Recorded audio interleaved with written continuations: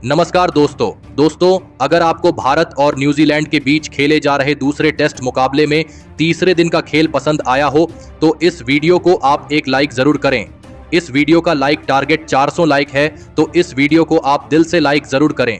दोस्तों, भारत और न्यूजीलैंड के बीच 3 मैचों की टेस्ट सीरीज खेली जा रही है और इस टेस्ट श्रृंखला के दूसरे और सबसे रोमांचक टेस्ट मुकाबले के तीसरे दिन न्यूजीलैंड की टीम ने 198 रनों पर 5 विकेट के अपने दूसरे दिन के खेल से आगे खेलना शुरू कर दिया, जहां पर न्यूजीलैंड की टीम ने 301 रनों की लीड अब तक भारतीय टीम के ऊपर बना ली थी। और फिर इस तीसरे दिन न्यूजीलैंड के 2 सेट बल्लेबाज मैदान में उतरे, जहां पर ग्लेन फिलिप्स 9 रन बनाकर बल्लेबाजी कर रहे थे, तो वही टॉम ब्लेंडल 30 रन बनाकर मैदान में पूरी तरह सेट हो चुके थे।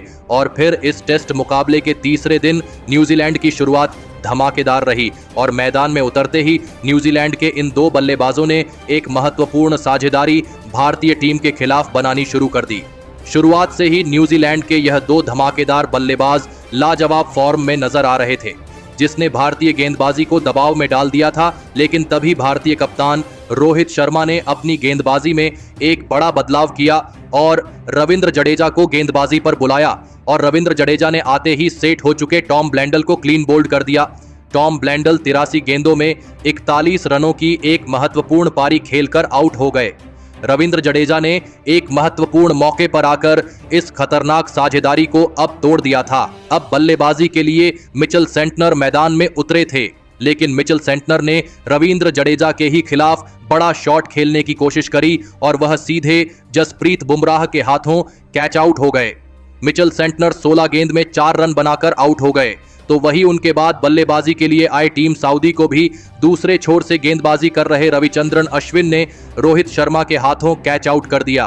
टीम सऊदी इस मुकाबले में अपना खाता भी नहीं खोल पाए। भारतीय टीम की गेंदबाजी ने इस तीसरे दिन के शुरुआत में अपनी टीम को लगातार सफलताएं दिलाई थी, जिसने यह मुकाबला पूरी तरह पलट दिया था।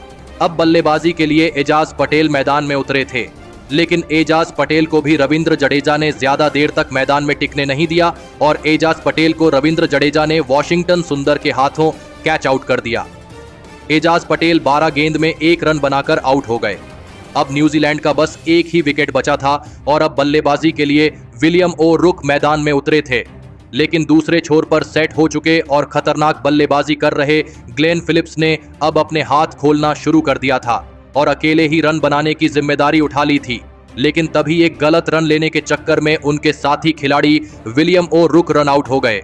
उन्हें वॉशिंगटन सुंदर ने रन आउट कर दिया और इसी के साथ न्यूजीलैंड की यह दूसरी पारी 255 रनों पर ही खत्म हो गई और इसी के साथ भारतीय टीम को 359 रनों का एक विशाल लक्ष्य इस अंतिम पारी में न्यूजीलैंड की तरफ से मिला।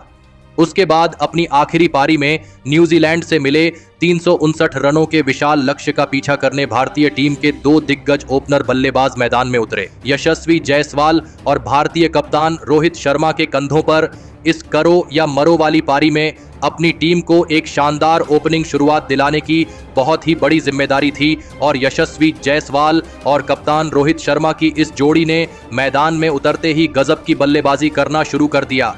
खास करके यशस्वी जायसवाल ने आते ही एक छक्का और एक शानदार चौका लगाकर अपना खाता खोला था। दोनों की इस साझेदारी ने न्यूजीलैंड की गेंदबाजी पर शुरुआत से ही दबाव डाल दिया था। इस ओपनिंग साझेदारी पर ही अब इस मुकाबले की पूरी किस्मत टिकी हुई थी, लेकिन भारतीय कप्तान रोहित शर्मा ने इस महत्वपूर्ण पारी में भी सभी को निराश किया और गेंदबाजी पर आए मिचेल सेंटनर ने रोहित शर्मा को विल यंग के हाथों कैच आउट कर दिया। भारतीय कप्तान रोहित शर्मा इस पारी में 16 गेंद में बस 8 ही रन बना पाए। भारतीय टीम की इस ओपनिंग साझेदारी के टूटने के बाद अब शुभमन गिल बल्लेबाजी के लिए मैदान में उतरे थे, लेकिन दूसरे छोर पर सेट हो चुकी यशस्वी जायसवाल एक अलग ही आत्मविश्वास में बल्लेबाजी कर रहे थे और वह न्यूजीलैंड के किसी भी गेंदबाज को मैदान में सेट होने का मौका ही नहीं दे रहे थे। यशस्वी जायसवाल को अब शुभमन गिल का भी साथ मिल रहा था। दोनों ने मिलकर एक महत्वपूर्ण साझेदारी अब अपनी टीम के लिए बनाना शुरू कर दिया था। दोनों ही खिलाड़ी न्यूजीलैंड के इस खतरनाक गेंदबाजी के सामने बड़े शॉट खेलने से नहीं डर रहे थे, जिसने न्यूजीलैंड की गेंदबाजी को दबाव में डाल दिया था। शुभमन गिल और यशस्वी जायसवाल की इस लाजवाब बल्लेबाजी ने भारतीय टीम की जीत की उम्मीदों को अब जगा दिया था। देखते ही देखते दोनों की 50 रनों की साझेदारी भी पूरी हो चुकी थी। मुकाबला अब बहुत ही ज्यादा रोमांचक होने लगा था और फिर इसी बीच शानदार बल्लेबाजी कर रहे यशस्वी जायसवाल ने एक लाजवाब चौका लगाते हुए अपना ताबड़तोड़ अर्धशतक इस मुकाबले में पूरा कर लिया। यशस्वी जायसवाल और शुभमन गिल की यह साझेदारी अब लगभग 62 रनों की हो चुकी थी, लेकिन तभी गेंदबाजी पर आए मिचेल सेंटनर ने सेट हो चुके शुभमन गिल को डेरियल मिचेल के हाथों कैच आउट कर दिया। शुभमन गिल 31 गेंद में 23 रन बनाकर आउट हो गए। भारतीय टीम की एक महत्वपूर्ण मौके पर एक अहम साझेदारी अब टूट चुकी थी। न्यूजीलैंड की गेंदबाजी ने फिर एक बार इस मुकाबले में वापसी करके दिखाई थी, लेकिन अब बल्लेबाजी के लिए विराट कोहली मैदान में उतरे थे और विराट कोहली ने आते ही एक शानदार चौका लगाकर अपना खाता खोला था। तो वही यशस्वी जायसवाल की बल्लेबाजी का जवाब किसी भी न्यूजीलैंड के गेंदबाज के पास नहीं था। अब यशस्वी जायसवाल और विराट कोहली के बीच भी एक महत्वपूर्ण साझेदारी बननी शुरू हो चुकी थी। भारतीय टीम की रणगति पर न्यूजीलैंड की इस खतरनाक गेंदबाजी का कोई भी असर नहीं हो रहा था। भारतीय टीम के लिए आसानी से रन आ रहे थे। यशस्वी जायसवाल की यह बल्लेबाजी देखने लायक थी। यशस्वी जायसवाल और विराट कोहली ने मिलकर अब अपनी टीम को 127 रनों पर पहुंचा दिया था, लेकिन तभी गेंदबाजी पर आए मिचेल सेंटनर ने न्यूजीलैंड की टीम के लिए सबसे बड़ा खतरा बन चुके यशस्वी जायसवाल को डेरियल मिचेल के हाथों कैच आउट कर दिया। यशस्वी जायसवाल 65 गेंदों में 77 रनों की अद्भुत पारी खेलकर आउट हो गए। तो वही यशस्वी जायसवाल के बाद बल्लेबाजी पर आए ऋषभ पंत भी ज्यादा देर तक मैदान में नहीं टिक पाए और एक गलत रन लेने के चक्कर में मिचेल सेंटनर ने ऋषभ पंत को रन आउट कर दिया। ऋषभ पंत इस मुकाबले में अपना खाता भी नहीं खोल पाए। यशस्वी जायसवाल की शानदार पारी के बाद भारतीय टीम को 2 बड़े झटके अब लग चुके थे। देखते ही देखते पूरा मुकाबला ही न्यूजीलैंड टीम ने पलट दिया था। भारतीय टीम अब मुश्किल में थी। अब बल्लेबाजी के लिए वॉशिंगटन सुंदर को भेजा गया था और फिर वॉशिंगटन सुंदर के साथ मिलकर विराट कोहली ने धीरे धीरे भारतीय पारी को आगे बढ़ाया, लेकिन न्यूजीलैंड की गेंदबाजी ने वॉशिंगटन सुंदर के साथ विराट कोहली की इस साझेदारी को भी तोड़ दिया और मैदान में सेट हो चुके विराट कोहली को मिचेल सेंटनर ने ही LBW आउट कर दिया। विराट कोहली 40 गेंद में 17 रन बनाकर आउट हो गए। मिचेल सेंटनर की गेंदबाजी ने यह मुकाबला ही पूरा पलट दिया था। भारतीय बल्लेबाजी अब एक बड़ी मुसीबत में थी। भारतीय टीम ने अब अपनी आधी बल्लेबाजी को खो दिया था। अब बल्लेबाजी के लिए सरफराज खान मैदान में उतरे थे, लेकिन सरफराज खान भी मिचेल सेंटनर की खतरनाक गेंदबाजी के सामने नहीं टिक पाए और मिचेल सेंटनर ने सरफराज खान को क्लीन बोल्ड कर दिया। सरफराज खान 15 गेंद में बस 9 रन बनाकर आउट हो गए। मिचेल सेंटनर ने सरफराज खान की इस विकेट के साथ ही अपने इस पारी में 5 विकेट पूरे कर लिए थे। भारतीय टीम के हाथ से अभी यह मुकाबला निकलने लगा था। अब बल्लेबाजी के लिए रविंद्र जडेजा मैदान में उतरे थे, लेकिन तभी एक छोर पर सेट हो चुके वॉशिंगटन सुंदर को भी ग्लेन फिलिप्स ने विल यंग के हाथों कैच आउट कर दिया। वॉशिंगटन सुंदर 47 गेंद में 21 रन बनाकर आउट हो गए। अब यह मुकाबला पूरी तरह न्यूजीलैंड के कब्जे में आ चुका था। भारतीय टीम ने 7 विकेट केवल 167 रनों पर खो दिए थे।